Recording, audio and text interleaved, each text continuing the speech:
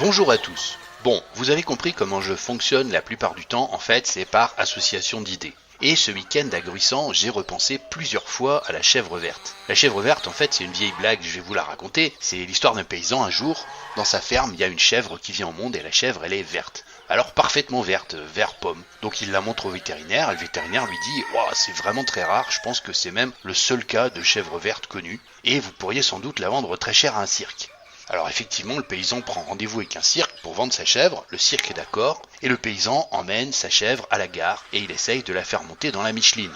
Oui, parce qu'à l'époque, c'était il y a quelques années déjà, il y avait encore des Michelines. Là évidemment, la chèvre se débat et se sauve et on n'a jamais retrouvé la chèvre. Alors, j'avoue que dit comme ça, la morale de cette histoire est peut-être pas très claire. Alors, je vais vous en raconter une autre.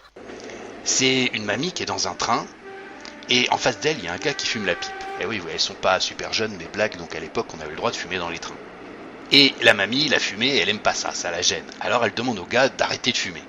Le gars, évidemment, il refuse. Alors la mamie, elle attrape la pipe du gars et elle la jette par la fenêtre. Le gars, forcément, il est très en colère. En plus, c'était sa pipe préférée. Alors il attrape le caniche de la mamie et paf, il le jette aussi par la fenêtre.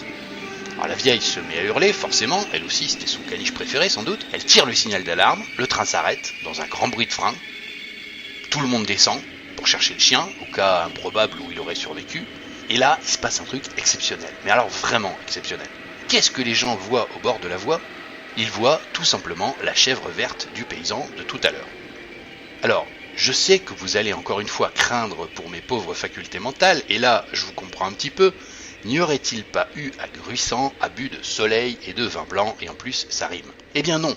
En fait, c'est très clair ce que je raconte. Au poker, online bien sûr, mais peut-être encore plus autour des tables live, pensez bien aux histoires que vous essayez de raconter. Et aussi à celles que racontent vos adversaires. Il y a des histoires dont la fin semble évidente, et d'autres qui ne ressemblent strictement à rien, ou alors à celle de la pauvre chèvre verte. Voyons deux exemples. Samedi, en début de tournoi, une dame très tight ouvre UTG. Moi, je tribette avec une paire de rois, elle call.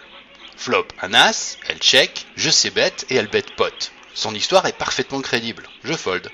Et elle montre fièrement as-roi. Oui, bon, on s'en doutait un petit peu. Fold, normal, facile, l'histoire était très facile à déchiffrer. Trop facile sans doute. Mais plus tard dans la soirée, on se retrouve dans la même situation.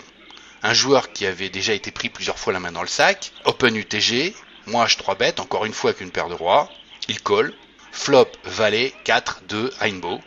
Et là, le mec donc bête à 45 bébés dans un pot qui devait en faire à peu près 14,5. Qu'est-ce qu'il raconte comme histoire ? Posez-vous la question. Moi, j'ai call. Et il a montré quoi, le gars ? Une chèvre verte. Mais non, pas une chèvre verte. Il a montré une paire de 8. Quand vous jouez au poker et quand vous essayez de raconter une histoire, pensez à la chèvre verte, à ce que l'autre déchiffre, à ce qu'il comprend. Pensez à votre image et à l'enchaînement de vos actions. Tout cela raconte-t-il bien ce que vous essayez de raconter ? Qu'allons-nous trouver au showdown ? Si showdown il y a, un caniche qui fume la pipe ou une chèvre verte ?